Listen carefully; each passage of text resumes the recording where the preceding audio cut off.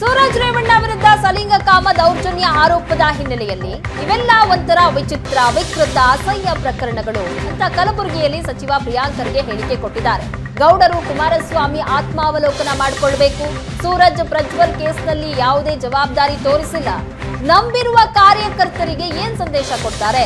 ಇಂತಹ ವಿಷಯಗಳಲ್ಲಿ ಬಿಜೆಪಿಯವರ ಸ್ಮಶಾನ ಮೌನ ಯಾಕೆ ಅಂತ ಪ್ರಶ್ನೆ ಮಾಡಿದ್ದಾರೆ. ಒಂದು ವಿಚಿತ್ರವಾದಂಥ ಪ್ರಕರಣಗಳು, ವಿಚಿತ್ರ, ವಿಕೃತ ಮತ್ತು ಅಸಹ್ಯ ಪಡುವಂಥ ಪ್ರಕರಣಗಳು. ಪ್ರಜ್ವಲ್ ರೇವಣ್ಣದಿರ್ಬೋದು, ನಿಮ್ಮ ಸೂರಜ್ದಿರ್ಬೋದು, ಯಡಿಯೂರಪ್ಪ ಅವ್ರದ್ದಿರ್ಬೋದು, ಏನು ನಡೀತಾ ಇದೆ ಅಂತಲೇ ತೋಚ್ತಾ ಇಲ್ಲ. ಆಮೇಲೆ ಆಶ್ಚರ್ಯ ಏನಪ್ಪ ಅಂದರೆ, ಅವು ಯಾರು ಮಾಡಿದ್ದಾರೆ ಅವರಿಗೂ ಕೂಡ ಏನು ಅನಿಸ್ತಾ ಇಲ್ಲ. ಅವ್ರಿಗೆ ಕೇಳಬೇಕು. ದೊಡ್ಡ ಮನೆತನ ಎಲ್ಲ.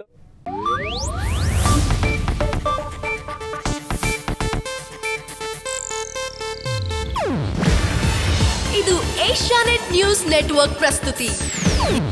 ನೀವು ನೋಡ್ತಿದ್ದೀರಾ ಏಷ್ಯಾನೆಟ್ ಸುವರ್ಣ ನ್ಯೂಸ್.